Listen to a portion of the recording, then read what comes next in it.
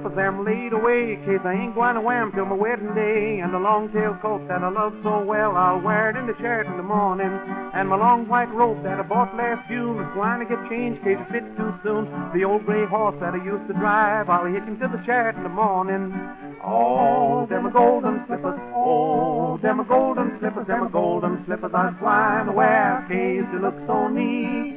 Oh, them are golden slippers, oh, them are golden slippers, them are golden slippers I was going to wear to walk the golden street.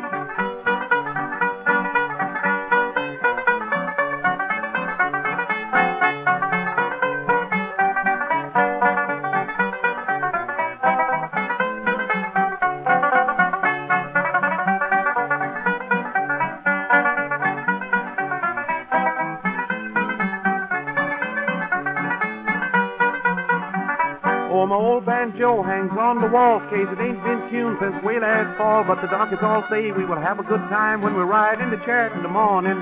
There's old Brother Ben and Sister Lou, they will telegraph the news to Uncle Back of Juice. What a great camp meeting that will be that day when we ride in the church in the morning. Oh, them are golden slippers, oh, them are golden slippers, them are golden slippers I was going to wear, case they look so neat.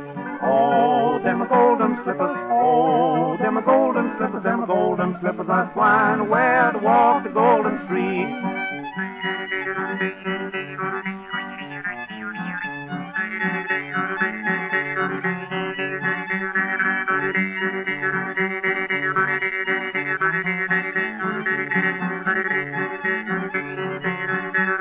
So it's goodbye chillin', I'll have to go where the rain don't fall and the wind don't blow, and your Ulster coat you will not need when you ride in the church in the morning.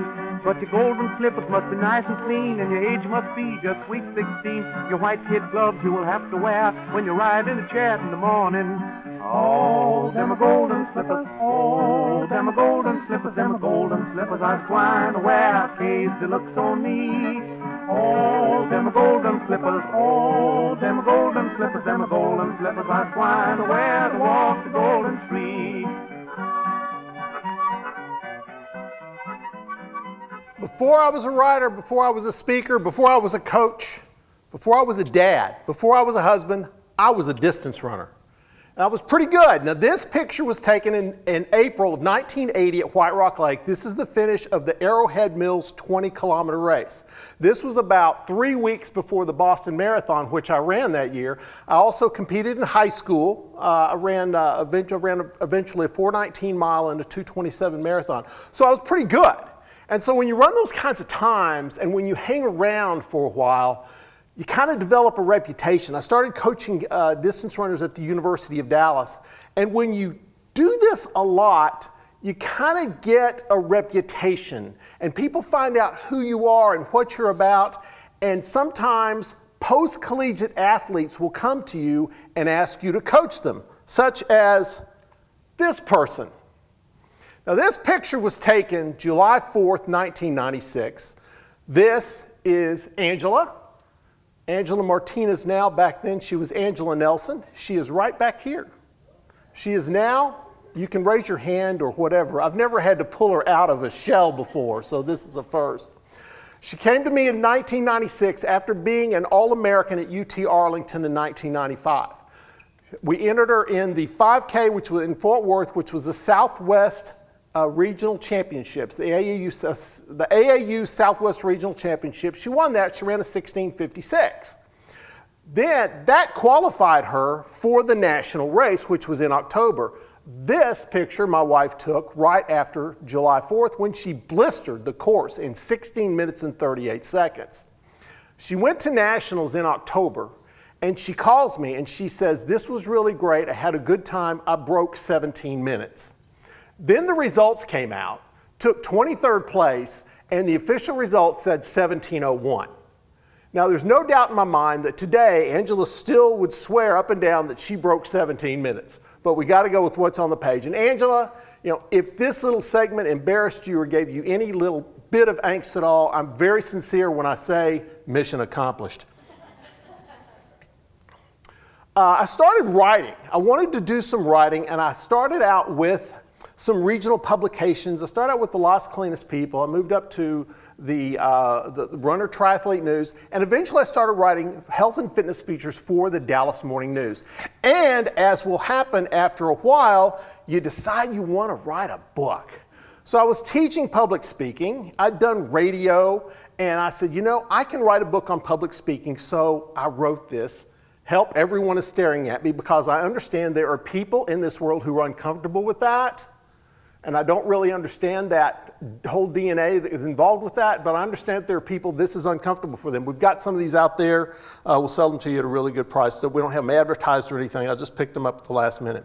But I wanted to write a book about the history of American women distance runners. Modern distance running for women started at the 1966 Boston Marathon. Nobody would really debate this. This was the first time that a woman actually ran the Boston Marathon. This is Roberta Gibb. She was hiding at the side of the road. The gun went off and she jumped out. She finished the race and she ran a pretty good time. She ran like 3:23, 3:24. And if you can look, she's not exactly wearing, you know, your traditional singlet and shorts there. That's a bathing suit. And those shorts belong to her brother. But the one that really got me, and I just absolutely love this lady, this is Doris Brown Heritage. Later on in 1966, Doris Brown Heritage became the first woman to run a sub 5-minute mile. 1967, she became the first winner of the first Women's International Cross-Country Championships. Until 1967, women could not compete in the International Cross-Country Championships. And she won in 1967, didn't have a team, had no money. In fact, she said to me, I had to borrow so much money to get this. It took me so long to pay it back. If I had realized that people were taking money under the table, I would have done that. She won that year and she won the next 4 years. And this was all before Title IX started. And she's just one of the gracious ladies and one of the real heroes of this sport. In fact, every year the United States Track and Field Association gives the top woman cross-country runner in America the Doris Brown Heritage Award. 1967 also saw this at the Boston Marathon, and a lot of you have seen this picture. This is Kathrine Switzer. The difference in Kathrine Switzer and the difference between her and between Roberta Gibb, Kathrine Switzer actually entered this race. She went under the name KV Switzer. That's how she got in. This was about at the 3-mile mark. This right here, that's Jock Semple. Jock Semple was the race director of the Boston Marathon. He saw that there was a woman running. He jumped off the bus. No woman is going to run in my race. This is her boyfriend knocking him away. This right here, his name was Arnie. I don't know his last name, but that was Kathrine Switzer's coach. This was a lot bigger in some ways than Roberta Gibb because this picture by that night was all over the world. And then it said in the paper, Switzer didn't finish the race, and this got her really upset, so she called them, and until I did finish the race, this picture got her on The Tonight Show. So this is where a lot of that attention came from.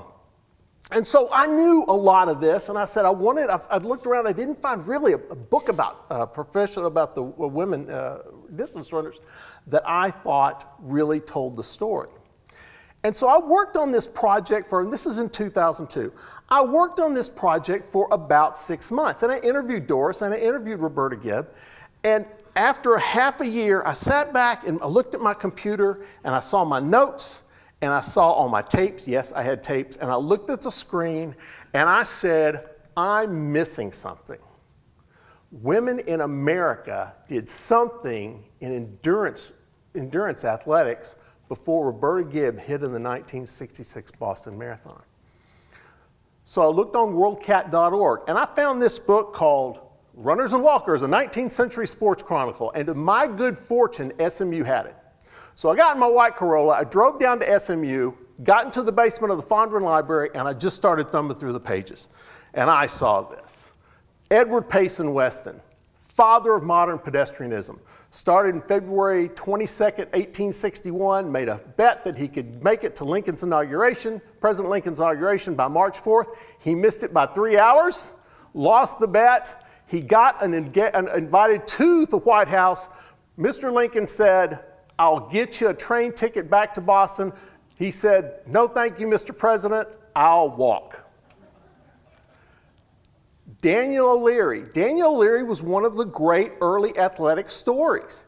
He was from Ireland. He came over to America to beat the potato famine. He was 20 years old in 1866. He was selling Bibles door to door, and he wanted a better life. He knew and heard about Weston, who had set all these records in what for the time became very popular. 24-hour days, 24-hour races, 100-mile races, 6-day races. He had all the records. Well, of course he had all the records. He was the only one doing it. But Daniel O'Leary thought he could beat Weston, and so he set up some races, and first he beat his times, and then he beat Weston. But there was a lot more to Daniel O'Leary than that. This is Frank Hart. Frank Hart's real name was Fred Hitchborn. He was born in Jamaica, and somehow O'Leary found him in Boston. And I guess he'd seen him walking or something, and he thought he could turn him into a national champion. There in 1875, there was a U.S. national championship for endurance walkers. He won the first one. And I always wondered, how in the world did a black guy, 10 years removed from slavery, how did he win that? Because Daniel O'Leary took him under his wing. And Daniel O'Leary trained him, and they got so intertwined, the newspapers started referring to Frank Hart as Black Dan. And he won the 6-day championship and won something in the vicinity of $15,000 for that, which is like $350,000 today. And this was the beginning of organized sports, and it was really remarkable. So I knew a lot of this, but I got to page 102, and I was just stopped. I saw this. Now, if you look right there, I underlined that, and here's what it says.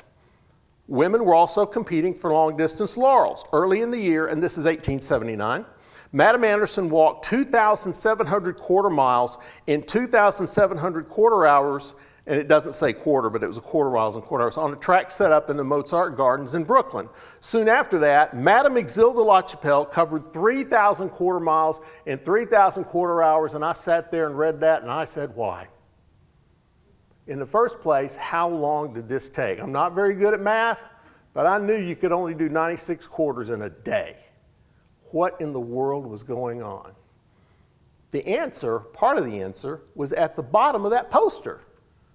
Oh, they were charging admission.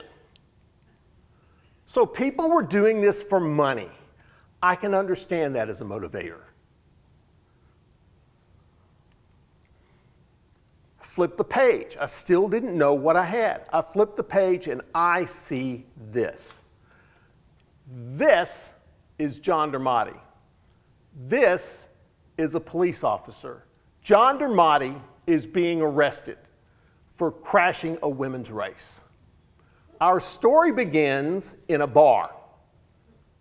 It's December 1879, and John Dermody and his friends were engaged in some revelry, shall we say. And back then, just as today, men would go into the bars, they would start drinking, and they would start commenting on the sports of the day. Well, the number one sport in America was pedestrianism, and so they started talking about their favorite walkers and why this one was better and all that. And at some point, John Dermody made some kind of claim that he could be a great walker if he just had a backer. Now, his buddies wanted to see those athletic dreams come true, so they told him, they said, John, there is a race in the arena right down the road. We can back you, we can get you into that race. Neglecting that the race A had already started, and B, it was for women. So now they were stuck with kind of a dilemma. So they took John Dermody down to the local barber shop to shave off his red beard. Somewhere, they found a dress. Put the dress on him. Somewhere, they found women's leggings. Put the women's leggings on him. And you can't tell from here, but those shoes don't match. And because they were such fashion plates and they wanted to make sure that everything was complete, They covered his face with a veil. They took the number 32, or they wrote number 32 on a piece of cardboard, pinned it to the dress, covered him up in a coat, and as I say in the book, they staggered down to the arena where they presumably paid and got inside. They took John Dermody to an opening that led to the track. And when the police officer wasn't looking, they took off the coat, shoved him under the railing, and said, "Go get him, John." Well, John Dermody is weaving and staggering all over the track. There's 5,000 people watching this. This guy comes out of nowhere. The police, for about 45 seconds, because he's doing this, they can't capture him immediately. They finally drag him down. They take him back, put him in jail for the night. He's sentenced arraigned the next morning, sentenced to time served. I have no idea what happened the night in jail. And that was a story of John Dermody. And I thought, well, that is hysterical. But even that wasn't enough to convince me that I had really stumbled on something, because there's a couple of details I left out. One of them is that this event took place in New York City. That arena was Madison Square Garden. And the race was the women's international 6-day championship. So I'm looking at this, and now I've got this great story, I've got these names, I've got this money, I've got this kind of scandal deal, I've got the world's most famous athletic arena, and I've got an international race in 1879. I'm taking down notes, I'm making copies, I cannot wait to get home. I get home, I punch in that funny little word, P-E-D-E-S-T-R-I-E-N-N-E. Punch it in on the computer, and I saw 3 or 4 references, but basically they all came back to this. Pedestrians, newsworthy but controversial women in sporting entertainment by Don Challis. This is about 40 pages long. If you want to take a gander at it, it's in one of the notebooks on the table outside. And it wasn't very well written, but there was a lot of good research in this. In fact, in the back of this, there was like 400 newspaper references. And what I did, one of the advantages of getting older is you kind of figure out the way you respond to something. And so I said, I'm just going to sit on this for 2 or 3 days and see if at the end of that time, if I'm still as enthusiastic about it as I am right now. And sure enough, I was. So I picked up the paper one day, I took it in, set it down on our breakfast table, and I looked at my wife Susie and I said, I found something. I'm not sure what this is, I'm not sure what this means, but I know I just can't stop thinking about it. It's got all these references in the back. I need to go to DC to the Library of Congress and check this out. Now I had a secret weapon on this. My good fortune, my brother lives about 30 miles from DC. So I had a place to stay, I had 2 of my meals covered. All I had to do, we cashed in some frequent flyer miles. All I had to do was get enough for a rental car to beat the metro, take the metro into DC to the Library of Congress, and that's what I did for 5 days. Now, when you do something like this, you go on a trip, you plan something, you sit down, this is gonna cost this much, this is gonna cost this much, you kind of plan it out, right? And so I had it all planned out, and I thought, copies, okay, that's not gonna be a lot. Yeah, copies at the Library of Congress were a quarter. The first day I went in, I charged $40 of copies on my card, and I did it again later that same day. I would end up making 5 trips to the Library of Congress. The second trip, I was making some copies, and I heard one of the librarians say, the entire history of the Washington Post is online, and if you're in the Library of Congress, it's all free. I said, you mean, isn't this the Library of Congress? She said, yes. I said, this is free. I knocked 3 people out of the way, and I'm just here, I'm just typing in names, it's spitting out papers. I'm not reading it, I'm just kind of glancing at the headlines, and one stopped me. How do I do this? There it was, attempt to burn women's home. Special to the Washington Post. Emma Howard Wright, her name was actually Emma Howard White, and she was a really successful playwright. I read one episode of her where she was on a panel, and this will mean a lot to some of you. She was on a panel judging screenplays, and she was there with Mary Pickford. So they were on the same committee. And Bertha von Hillern, an artist living in Boomland at Middletown, this county, have complained to the authorities that 2 attempts were made during the week to burn down their home. They believe there's a conspiracy of land speculators to oust them, but they will not give up, and this was golden. It wasn't because they were burning down, it wasn't because they tried to burn down the house, it wasn't because it was local. The big deal to me at that time was that this was in 1910. And at that time, that was the most recent reference I'd had on any of the pedestrians by 25 years.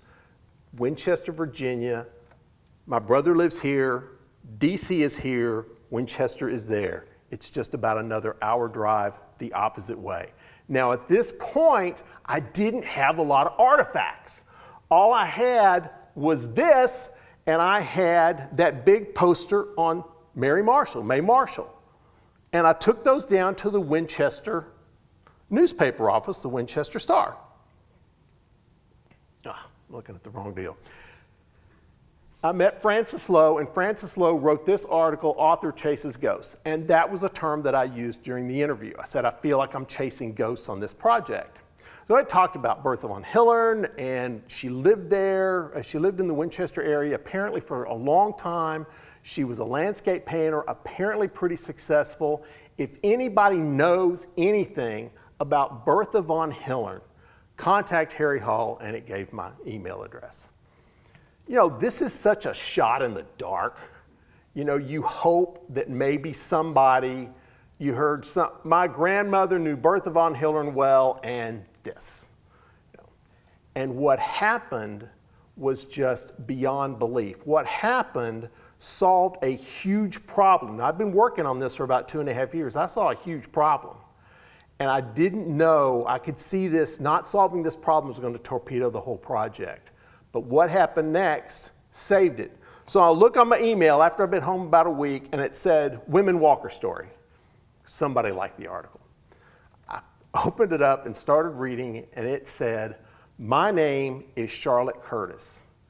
I don't know anything about Bertha von Hillern. I was wondering if you had any information on May Marshall. She was my great-grandmother. There's no way. She says, you're right. Nobody knows about what these women did. My sister and I get just blank looks from people when we try to explain to them who our great-grandmother was and what she accomplished. And I said, this is a ruse. There is no way that this happened. They had a scrapbook that they were willing to share with me if I would share with them what they had. And I said, look back, I made no mention of May Marshall in the article or the interview, and this came from Charlotte Curtis, and I knew that May Marshall's real name was Tryphena Curtis. So we got our act together after about 8 months. I went back up there, and by the way, I got that. I got those in the wrong, well, okay, I got rid of that. When they handed me their scrapbook, it was a collection, it was about a 9 by 12 box, and I had no idea what was in it. You know, the big fear is that everything we had was going to be duplicated. I didn't really think that would happen, and I opened this box, and this was the first item that I saw. And I said, how did that race turn out? And they said, we don't know. I said, I have the results to this. And we were off to the races. Everything they had was from these tiny newspapers, like from Lowell, Massachusetts, and New Bedford, and believe it or not, Oil City, Pennsylvania. And I had them all from the New York Times and the Washington Post. And they had this picture of their great-grandmother, I'm looking at the wrong one, this is set in 1882, and we use this a lot. That right there is most likely one of her walking medals. And so just to have this picture and to have these articles, and here was the problem that I had. I had nothing on Mae Marshall from November of 1876 until February of 1879. And after I filtered through everything in the scrapbook, I pretty much knew where she was every month in those missing months.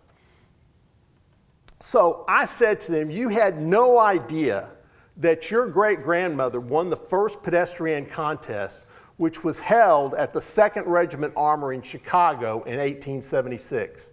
We did not know that. That building, by the way, became the home of Oprah Winfrey Studios. You did not know that in 1966, Sports Illustrated did a story on your great-grandmother, and they're just amazed. And you didn't know that she walked in Madison Square Garden. That John Dermody race, Mae Marshall was in that. They knew none of this. They said, we just thought she was like this regional attraction. We had no idea that she had done all of this. So there was a rivalry between Mae Marshall and Bertha von Hillern. Bertha von Hillern was discovered by Daniel O'Leary. He knew that he had to come up with a rival for her. He sent out an all-points bulletin, and it turned out to be Mae Marshall. And they walked in Chicago, and like I said, in 1876. And as long as you've got a rival, that elevates everybody's game. But in April of 1878, Bertha von Hillern retires. She retired at the age of 22. After 2 or 3 competitions with Mae Marshall, she determined that she could make it alone. She walked 25 times in 14 different cities over a span of a year and a half. She made so much money and she was so popular that she gave up all the walking and did what she really wanted to do, which she became a landscape painter, and she was very successful at that. Mae Marshall, on the other hand, had no rival now. And she was on tour in the South, and while she was in Memphis, she contracted yellow fever and almost died. She walked 3 consecutive races, lost all 3 of them. One of them was in Toledo, where she left her manager with bills to pay because the race was so poorly attended. And at this time, up until the end of 1878, it looked like women's endurance walking was over. You only had one person who could really do this. And then came the blessing of all blessings, Ada Louise Anderson.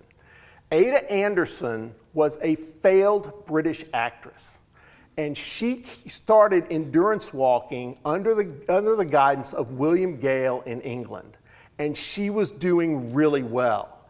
But he said, the big money is in America. They got 2 walkers over there, Bertha von Hillern and Mae Marshall, and I think you're better than both of them.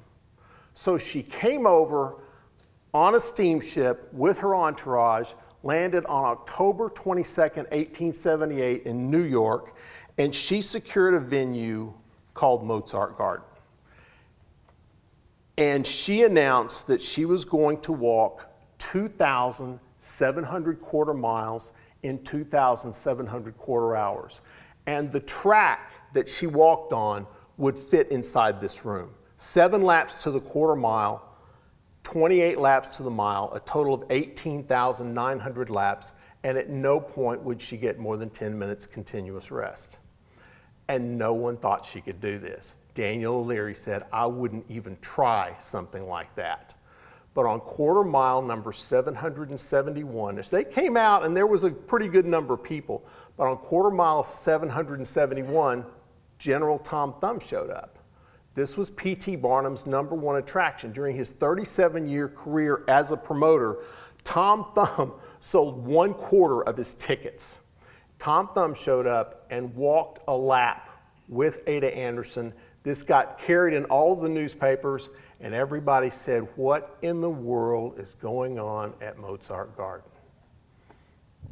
Well, when she finished, she made $8,000, and it made international headlines. And this is Frank Leslie's illustrated newspaper. What happened to my, okay, here we are. And here she is, this is the front page. This had a circulation of about 40,000, which was a lot back then. And here she is singing, and here she is, this was her favorite prank. If somebody'd be asleep at 2 or 3 o'clock in the morning, she'd take a piece of charcoal and mark up their faces. And here she is finishing. We believe this is her coach, Mike Henry. I found his great-granddaughter on Ancestry, which was tremendously exciting. Here she is being carried out, and Mozart Garden had to be reconfigured so it would hold 1,000 people. Well, the Brooklyn Daily Eagle said when she finished, the place was packed so tightly people couldn't even raise their arms over their heads, and there were hundreds more people trying to get inside, and the police had to come and maintain order. Now, what this did, this drove pedestrianism crazy in New York, because these immigrant women, these poor immigrant women, would say, look, we got this British woman, she's an immigrant like me, she made all this money, she got all these headlines, we can walk and we can get out of poverty. Ignoring the fact that this was a professionally trained athlete, ignoring the fact that she had people with her to help her along so that they knew what they were doing. But here's what got people excited. The newspapers, the mania for walking, haps and mishaps. This was the New York Times, February 14th. Pedestrianism gone mad. Men and women walking away for glory and cash. Annie Bartel's birthday party. Walking in 6 cities. Sawdust rings encircling the earth. The pedestrian fever in New York, Brooklyn, New Jersey, Hoboken, Newark, Williamsburg. The latest returns. Not everything was positive. This came from the Chicago Tribune, March 5th, 1879. Walking matches, the brutal torture of women. This said this was a waste of time, it was damaging, and the only reason that it appeals to people is because we no longer have slaves that we can beat up. It was a little more graphic than that, but we'll let that part go. This is my favorite headline, The Evils of Pedestrianism, a sermon by W.C. Steele. And this is what he was talking about, because people were literally on Sunday skipping out on church to go to watch Ada Anderson and others walk. So what are we going to do? Well, by golly, we got to stop those Sunday walks. And you can see this headline, the effect of, is this thing not working again? Oh, there it is. The effect of the order on the coming contest at Gilmore's, and it sends an Indian and a cannibal at work. Here's what happened. There was an art gallery. On the second floor of the art gallery, an Indian and a cannibal, which of course was probably a black guy, were having a competition on the second floor, and the last line of this article said, as of midnight, the cannibal had not yet eaten the Indian.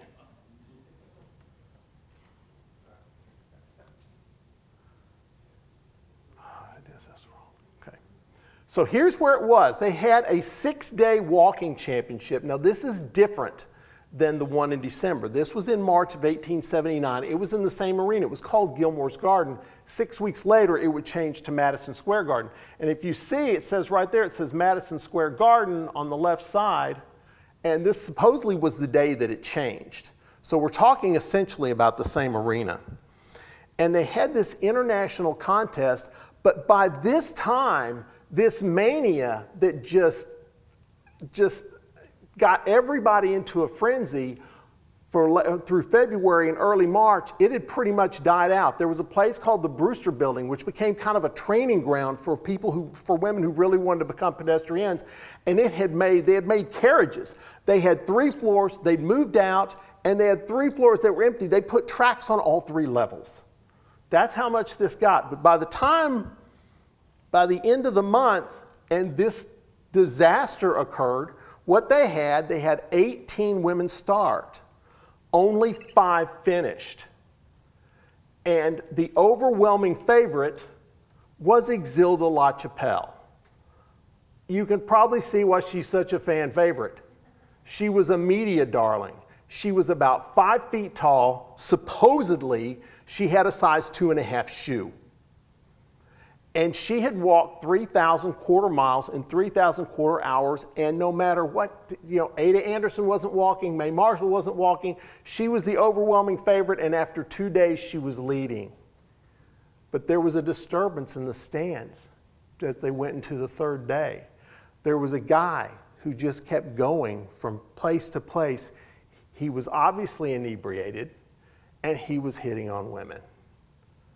And this caused a big problem because people found out pretty quickly that it was her husband. So here she is at the International Championship trying to win this thing, and he's in the stands. She gets so upset, she takes him, leaves. We don't know where they went. She was gone for 14 hours, comes back with tears in her eyes. Please let me back on the track so I can finish. Well, the judges said it's up to the women walkers, and they're not stupid. They're not going to let the favorite come back in there. And so she was done. What was worse, during this same week, Fanny Edwards, who had also walked 3,000 quarter miles in 3,000 quarter hours, wasn't in the race. She was involved in a love triangle. She started hanging around with Frank Leonardson. And they became so enamored with each other, Frank Leonardson started telling people his real last name was Edwards. And this upset a lot of people, none more so than Mrs. Frank Edwards, to whom Frank had been married for 7 years and with whom he had 2 children. Dahlia Leonardson files for divorce. She sits in the courtroom, and I will always believe, thinking that he will come in, ask for mercy. I want to come back to my wife and kids. I was stupid. I'm sorry. And if that was her hope, she had to be just crushed when he walked in with Fanny Edwards. The hearing went. The judge said, I will grant Dahlia this divorce, but you've got to pay her $3 alimony for the next year. At that point, Fanny Edwards stands, pulls a wad of bills. She's only like 22 years old. She pulls a wad of bills out of her purse, pays the entire sum on the spot, and says, that's cheap enough. I'd pay $1,000 to get her off my back. And they left the courtroom, as the New York Herald said, with Dahlia Leonardson crying as if her heart would break. All of this is going on while the World Championship is in Gilmore's Garden. All of that overshadowed Bertha von Berg. There was nobody there. Bertha von Berg was a seamstress in Rochester. She'd done some walks. She hadn't beaten anybody. Yet, she ends up being the international champion because there's nobody else there.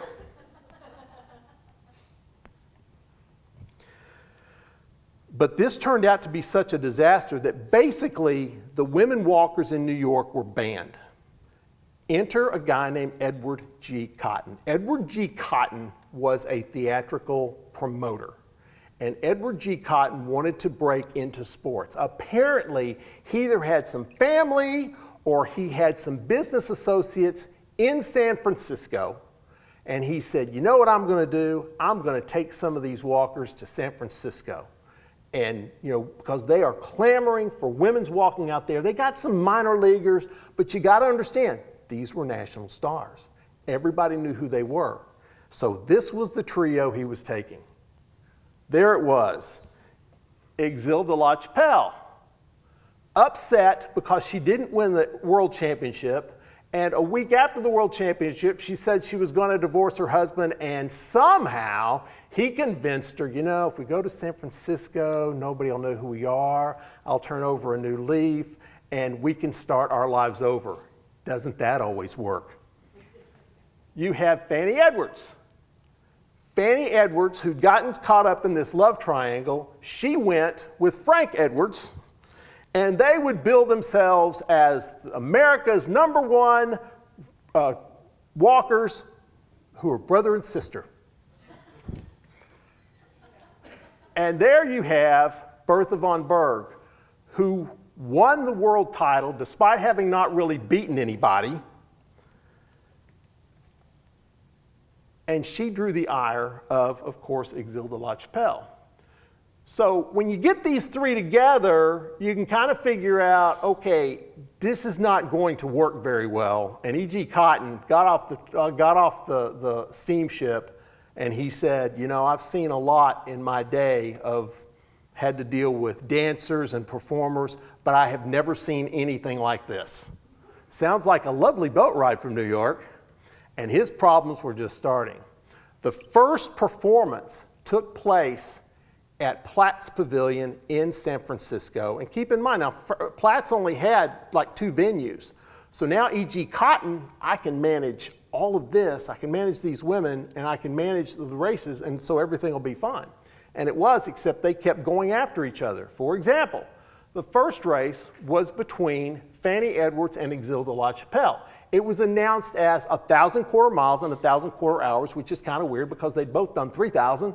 So what kind of challenge was this? And so they said after 1,000, we're not giving up. So they went 2,000, we're not giving up. They went 3,000, we're not giving up. So after 3,245 quarter miles, the officials came to them and said, look, we got a men's race coming up in about 3 days, just call it a truce. And that's what they did. But what happened during the race, at one point, Exilde LaChapelle is walking her laps, her quarter miles. She's walking with a guy named John Armstrong, and it wasn't unusual to have like an undercard performer. So you had an undercard performer, and he was out there doing something similar to the women, but it wasn't that stressful. She walks past Fanny Edwards' tent, and out sticks the head of Bertha von Berg. And Bertha von Berg sticks her head out and says, my, but we're keeping good company, aren't we? Disappears inside. She is livid because she had been making this big deal about her being the international champion to get under her skin, and boy, did that work. She stopped, she finished her quarter mile, went back into her tent. A few seconds later, came out sprinting toward Fanny Edwards' tent, wielding a whip. She is tackled just a few steps before getting into it. This was again seen by 3,000 people. And this was just the beginning, because after that, there was a race between Exilde LaChapelle and Bertha von Berg. And this got into the papers. So a reporter goes up to Exilde LaChapelle, and she says, what do you think of her? She says, oh, that poor thing, I just feel so sorry for her. She says that she walked 3,000 quarter miles and she did, and her friends were carrying her around the track, and they really shouldn't let her go out here and do something that she's not really capable of doing. It's really sad. So they go up to, and I'm gonna walk the shoes off of her. So then they go up to Bertha von Berg. She says, well, she says she's gonna walk the shoes off of you. She says, you tell her I'll walk the blood out of her. And then they go back to Exilde LaChapelle, and she starts bashing her again. And finally the reporter says, won't you admit she's a great walker? And she said, yes, she is very big and fat. And that's a direct quote from the San Francisco Chronicle. They had an agreement. They were supposed to get $600 to perform. Bertha von Berg wanted $2,000.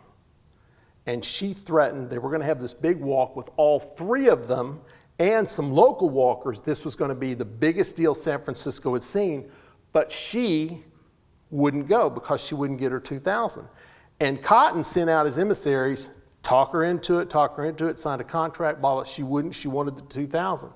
She didn't think they'd start the race without her, and they did. She sent her husband, his henchman. They had E.G. Cotton pistol whipped, put him in the hospital. He comes back, and Exilde LaChapelle wants him gone. Because when you won the championship belt, you only got to keep it for good if you won it 3 consecutive times. Cotton couldn't come up with anybody who would walk against her because they knew they were going to lose. Enter Amy Howard.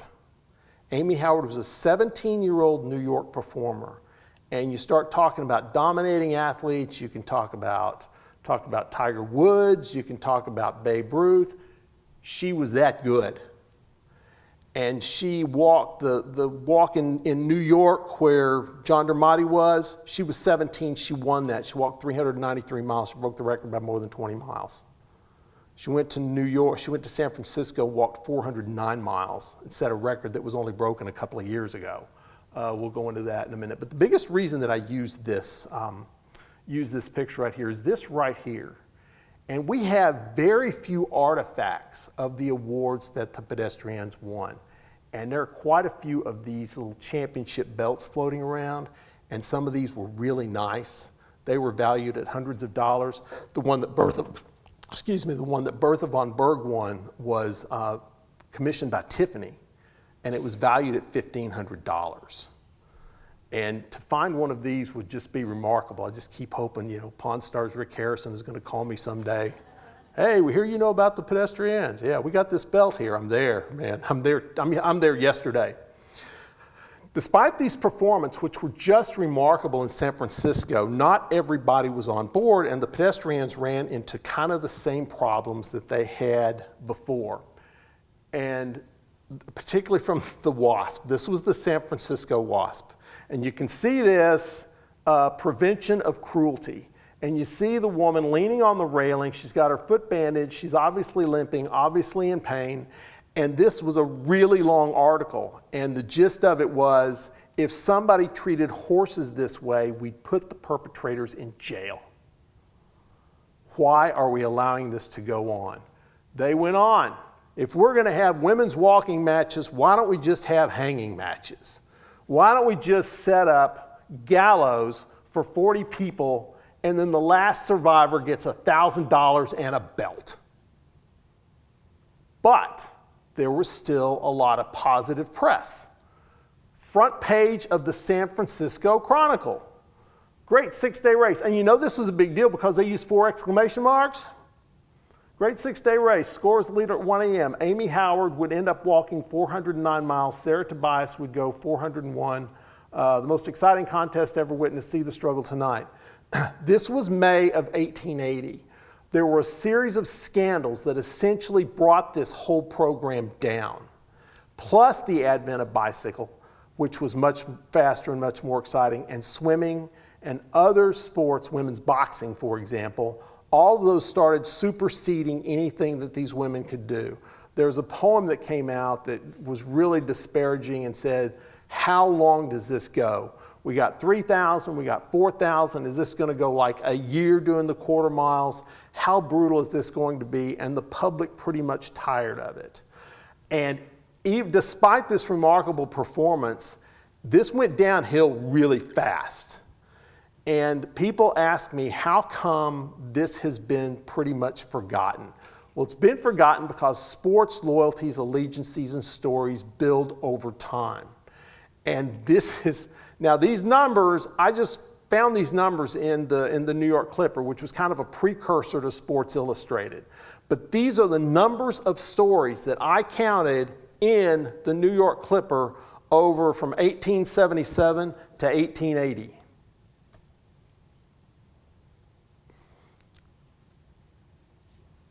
This part, 1878, was almost all Ada Anderson. This was everything. 47 in 1880, none after June. The last performance that we saw in San Francisco, the last major one, occurred in May the 12th. And so it was pretty much dead. And other sports had taken over. We're going to have Q&A in a second, but I want to tell you about something else we've got outside because there's a lot going on at our table. I wrote this book, This Used to Be Dallas. This is about 90 buildings and stories and areas in Dallas, what they were, what they are, and why they matter. This was a lot of fun to do. There's some great pictures in here, and you think you know Dallas, but most people don't. And if you've ever wanted to tell your story for your family, leave it for your grandkids or your great-grandkids, because there's something that you want them to know. And how do you do that? I've written some material, a lot of books, for an outfit called Storyterrace. You'll see these books out there. This is what Storyterrace produces. And what they do is they look for folks who are going to want to leave this as part of their legacy for their kids, grandkids, and great-grandkids. And there were a couple of times when I was just absolutely paralyzed by some of the stories. I had one guy who had been a Korean War veteran, and he had fought at Bloody Ridge. And Bloody Ridge was just, it's Bloody Ridge. It's not like, and it was actually mentioned in an episode of MASH. And we had 6-hour interviews, 2-hour interviews 3 times. And his kid, grandkid, and his daughter-in-law sat there and listened to every word. They sat in on all 3 interviews. And afterwards, I asked the son, how much of that did you know? He says, I knew about half of that. And then there was another guy who said, we were talking, and he just strokes his chin. He says, you know, I don't think I've told anybody this before. And when you hear, man, if you're a writer, that's gold. This is what you want to hear. And he said, I felt like I had to confront my brother about his philandering. It was hurting the family, and it was hurting the business. And I had to do that. We've got questions, takeaways, and Tom, are you here? Yes. Okay.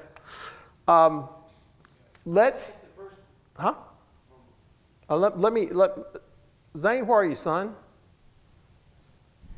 Fred, are you here still? Go out and tell them to bring those gifts in for the drawings. I'm going to ask the first question. You had mentioned in your book that this was a prelude to the revival of the Olympics. Yep. Can you elaborate? Yeah. This was the beginning of organized sports in America, and it was all really tied to the Industrial Revolution. The Industrial Revolution made people's lives better. You got more work in less time, and for the first time maybe since the Roman Empire, you saw a society on a large scale have leisure time. And endurance walking predated baseball. The first women's walk took place like a month before the National League's first official baseball game. And it just was kind of an outgrowth of that, because then we had baseball and we had swimming, and track and field was revived. Thank you, sir. Thank you. And then it just was kind of an outgrowth. Bring those up here, son, please. Thank you. Does that answer your question? Okay. Yes, sir. Any questions from the audience? Questions, comments, protests? And by the way, he's got the books in the back, and you can get them signed and inscribed to you personally. Any questions? All the books are signed. The $22 for, hold on to those. Take them over there and just hold on to them, because we're going to give those away in just a second. We have a question in the back. So the articles that were written Yep. saying that this was torture, Yep. was that from a feminist perspective, or was it just, were they being mean? I mean, how No, it was, because there were only a few who could do it. You had 5 or 6 who made their living doing this. Most of those that you saw up there did that. But for everyone who succeeded, there were 100. I mean, women would pass out the Brewster Building, women would collapse on the track, and at some points there were reports of husbands dragging them around so they could finish their quarter mile. And they would get hurt, and they got taken to the hospital. The real bad one was that international championship race in March, because they had to take 2 or 3 of them to the hospital, and they were just ill-equipped, ill-trained, too old, too out of shape to be doing this. And so what you got the highlights. But one of the reasons that I began to realize it, because I thought this was a scam. There is no way that you could do something like this. But when I started reading about the failures, and when I started, reading especially about the scrapbook that I got from Mae Marshall, when all these little bitty papers, all these little places were giving me pretty much the same stories, then, I said, okay, this really happened, because there's a really graphic failure of Jenny Sinclair at Mozart Garden. It's horrifying. And the Brooklyn Eagle wrote about it, and they just opened the tent for her to come out, and she was just white as a sheet. She just collapsed, and she was like a third of the way through. Questions? Okay, we got over here.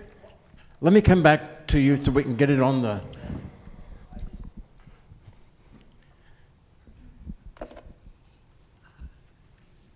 Harry, you said some were too old. Mm-hmm. What was too old?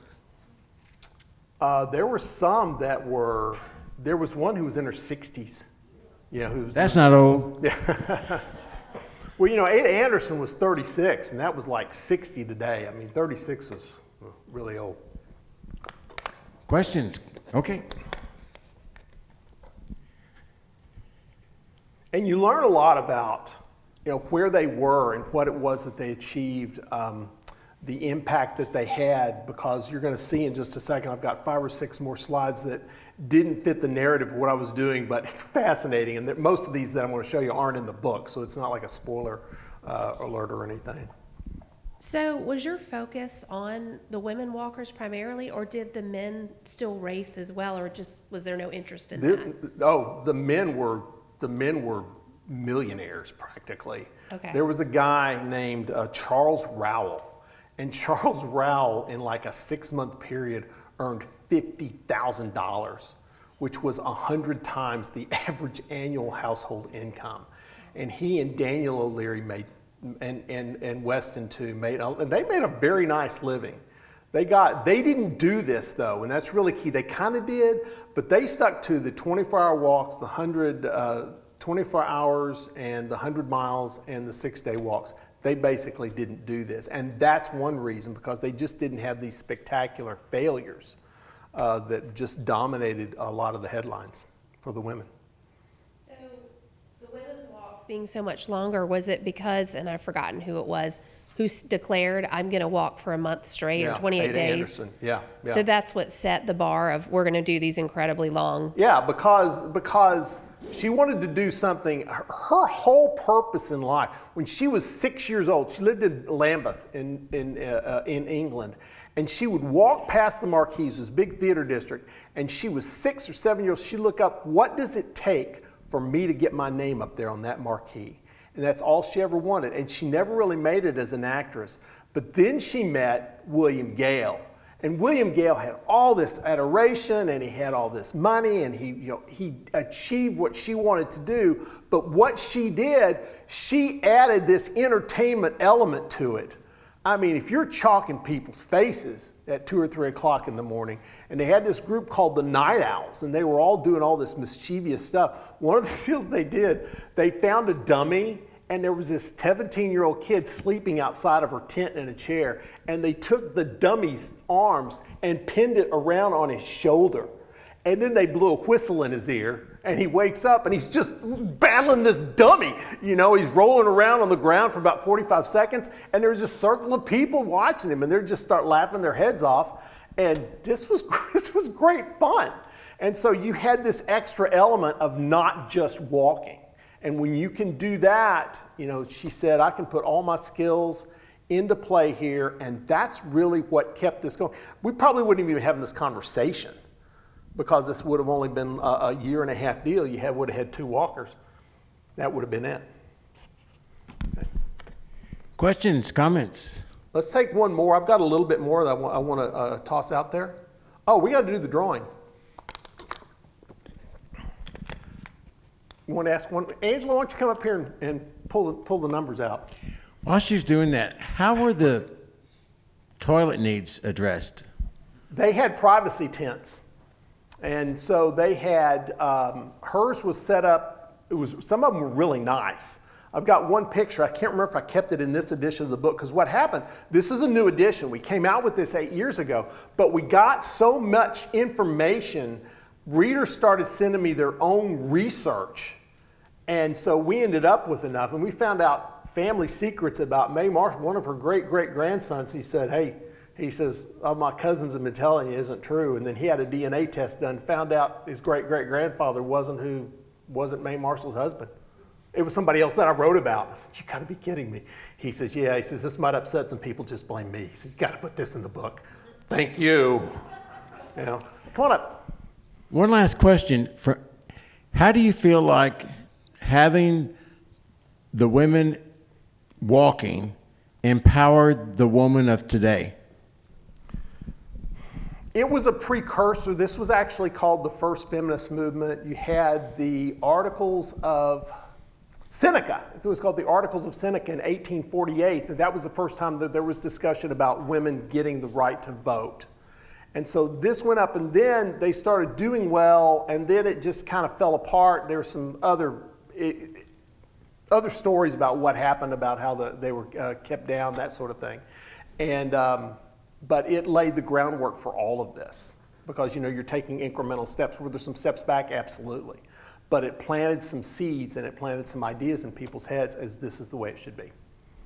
Okay. We want to get Alan to get 2 or 3 testimonials. Just what was it that you took away with this? What was enlightening to you?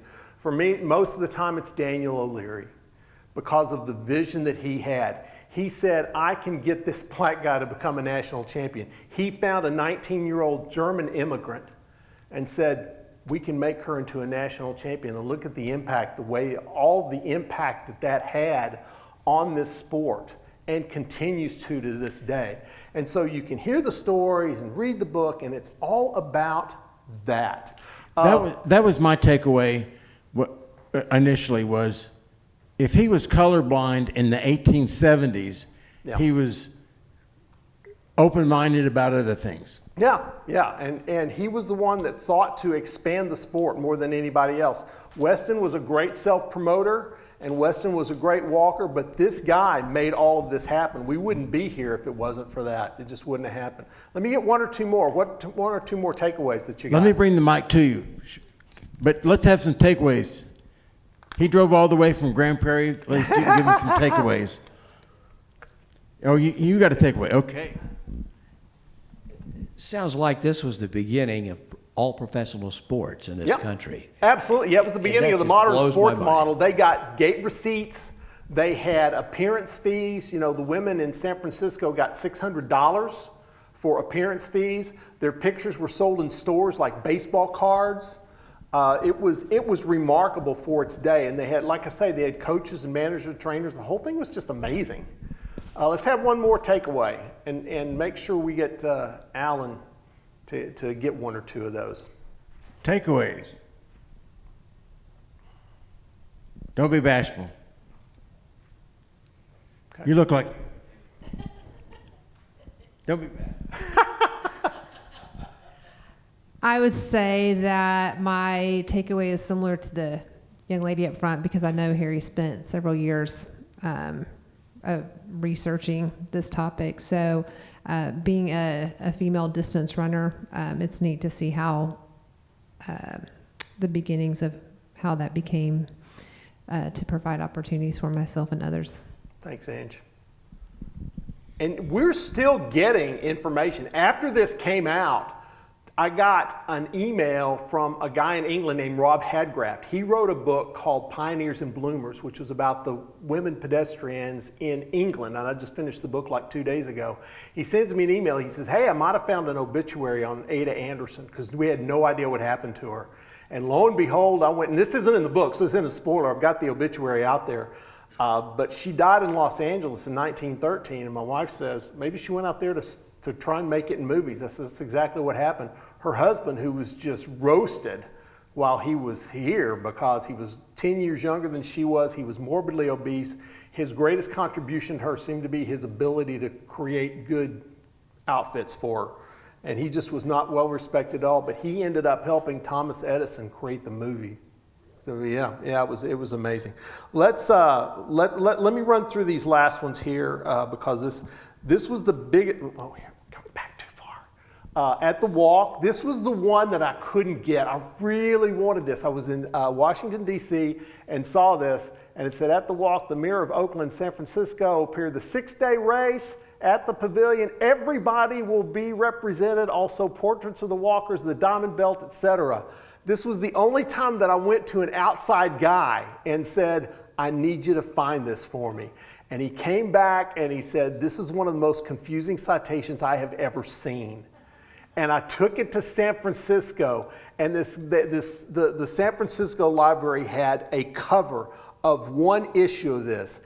And he says, this is all we've got. And then he said this, what you don't understand is a lot of what we've had was lost in the 1906 earthquake. And I had never thought of that.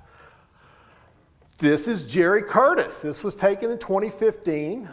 This was at the Hanley Library in Virginia, and she's still with us. And one of the big reasons that I self-published the book was because Charlotte passed away in 2009, and I wanted Jerry to be here, you know, to see this. And so this has just been exciting because their family has been remarkable. I've met family members of other walkers, and they have not been nearly, most of them have not been nearly as forthcoming as the Curtis family has. The race in Washington, D.C., where Mae Marshall walked 2,796 quarter miles in a similar number of quarter hours. She broke Ada Anderson's record by 1 day.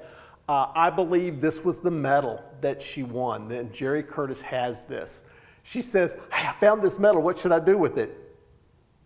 You know, it's really tempting. Send it to me, you know. But that's one of those rare family heirlooms. These are Morgan Silver dollars. Right there. They're pretty beat up, but that's what those are. And some of these awards were just very nice. This was fascinating. This is from the 1880 San Francisco City Directory. And you see the little underlined part right there? Look at that. Amy Howard, pedestrian, 820 Folsom. This is the only indoor image that I have of a women's walk. And this was from the New York Graphic. This was November 9th, 1869. This was between Bertha von Hillern and Mae Marshall. And I wanted to get this in the book, but the quality was just not good enough. So I had to do away with that. Now, ladies, if you were in Worcester, Massachusetts in the spring of 1877, you'd want to get down to Wheaton's. You'd probably have to stand in line to get your von Hillern hats. And there was an article that I read in the New York Times ran about 10 years ago, and it said, who was the first female athlete to nationally endorse a product? Well, the aforementioned Bertha von Hillern, and this was in 1879. This was a year and a half after she retired. And it's Giles liniment iodine ammonia Solwell druggist, and it's works for Bertha von Hillern, and it will work for you. What she did. So here's the deal of all this. The inspiration from this, as this young lady said down here, the inspiration from this is just remarkable. And we talk a lot about takeaways, talk about simple ideas, simple concepts that can make a big difference in your life. We're here because I read one sentence in one book 25 years ago. We're here in part because I had this manuscript and I didn't know what to do. I got into the Mayborn program, journalism program at the University of North Texas, and I was doing it for this book. Everybody else has these great ideas. No, I want this. This is the only reason I'm here. And toward the end of the semester, George Getchow, my teacher, said, I hope you realize how much your work has improved. You know, and I learned a lot in J school. It was great. And then the semester ended, and he calls me, and he left a message, and I went to my wife, and I said, George called me. She says, what do you think he wants? I said, I know what he wants. He's going to tell me to enter pedestrians in the Mayborn writing contest. She says, you think so? I said, I guarantee it. So I called him back, and he says, I was wondering if you were planning on entering pedestrians in the Mayborn writing contest. I said, well, George, I was thinking about it. He says, if you don't, you're a fool. How do we not love this guy? And so this is the deal. A lot of times it's just simple ideas, simple concepts that can have big differences in your life. And that's what I want you to leave here with. Leave here with any simple thing, any simple idea. Be on the lookout. Hundreds of people read page 102. I mean, the book's been around for like 50 years, but nobody really grasped on what this meant. And I'll close out with this. I want to make sure, if please, some of you go and see Alan and give us a video testimonial. But Dr. Norman Vincent Peale, most of you know, wrote The Power of Positive Thinking. And when he was close to 90, he was asked, what keeps you going? What is it that makes you still do what you want to do it so well? First answer, he said, was his faith. Well, yeah, he was a Methodist minister for like 60 years. But then he said, number two is I have stayed curious. Go out, stay curious.